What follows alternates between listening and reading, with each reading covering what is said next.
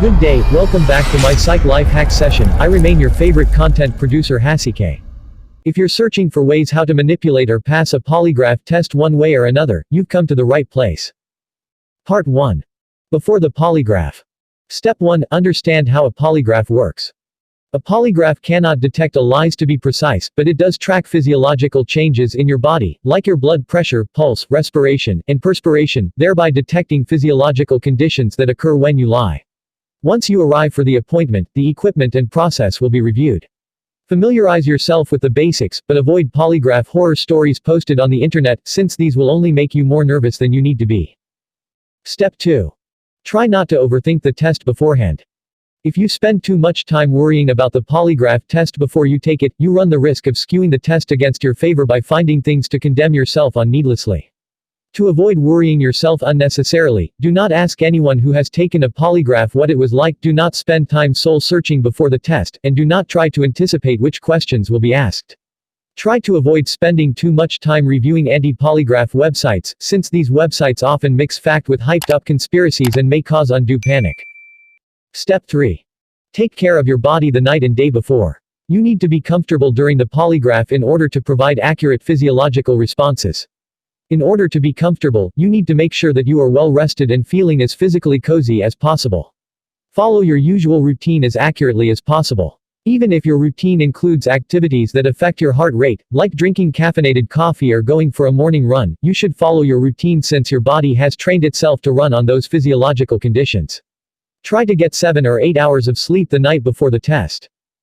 Make sure that you are not hungry and that you have loose, comfortable clothes on. Step 4. Complete any forms given to you. Depending on the reason for the polygraph, you might have security clearance forms to fill out or forms requiring your authorization.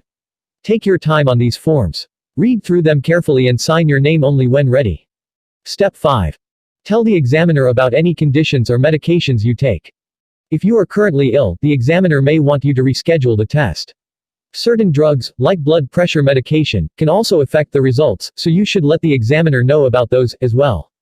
Illness can make you feel uncomfortable, thereby skewing the results.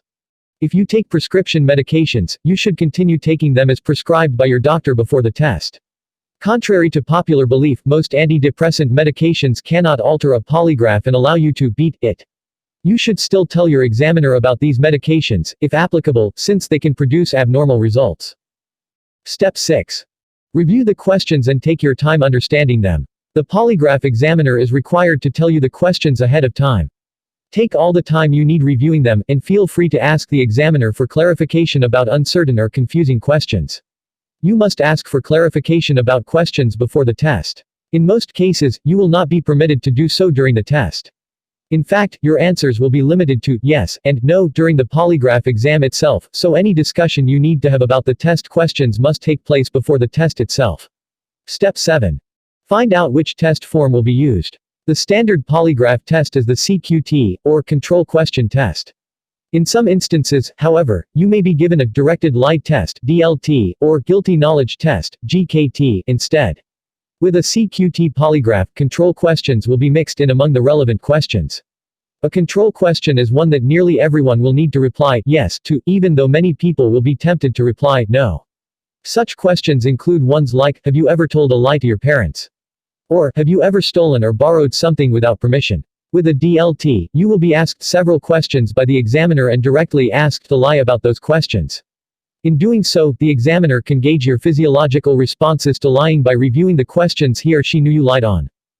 For a GLT, you will be asked multiple choice questions about various facts that only you and the examiner would know. Many of these questions will be about the case. Your verbal responses will be compared to your physiological responses. Part 2 of 4. Taking and passing the polygraph normally. Step 8. Let yourself be nervous. Nowadays, no one is expected to remain perfectly calm during a polygraph test, even if the person in question is perfectly innocent and has nothing to hide.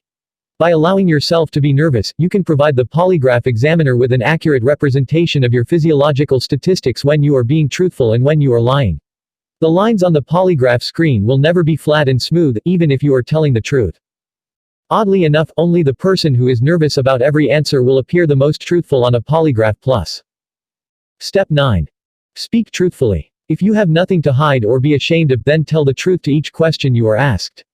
This includes control questions, for which many people are expected to lie.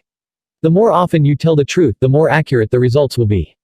This is a good thing, as long as you are innocent. While people often believe that there will be trick questions designed to trap them into a guilty answer, the current state of ethics surrounding the administration of polygraph exams demands that the questions remain straightforward. No surprise questions will be asked, either. Listen to the entire question thoroughly and answer it precisely. Do not listen to only half the question or answer the question according to what you think it asked rather than what it actually asked. Step 10. Take your time. You can ask the examiner to repeat a question 2 to 6 times, depending on who is examining you. Make sure that you find out how often you can ask for a question to be repeated before the test begins. Do not rush through the questions, since this sense of haste can skew the results against you. Questioning usually takes 5 to 10 minutes, but it may take longer depending on how often you ask to have the questions repeated, how long you take to answer the questions, and the nature or reasoning behind the test. Part 3. Manipulating the polygraph. Step 11. Stress yourself out when answering control questions. If you feel the need to cheat or manipulate the test, one thing that most people recommend is to cause yourself mental or physical stress when you are expected to give the answer to a control question. This will give you a higher baseline, so when you tell lies relevant to the case or situation, any spikes in your responses might be smaller than the spike you just created during the control. Think of a frightening or exciting thought when you recognize an obvious control question. You can also make your heart rate and perspiration increase by trying to solve a somewhat difficult math problem in your head. Try dividing 563 by 42, or some other similar problem. Step 12. Calm down when answering relevant questions. When asked a question relevant to the case or situation, put yourself in a calm state of mind when you answer. By staying as calm as possible, you can prevent many major spikes in your physiological responses. Essentially, a lie only counts if that lie generates a greater physiological response than that which you had while you were telling white lies with the control questions. As long as your physiological response to a question and answer produces a less noticeable reaction than any reaction you displayed while answering the control questions, it will probably not count against you. Maintain your breathing pattern and keep in mind that the polygraph is not infallible, and that you are in control of your own physiological response.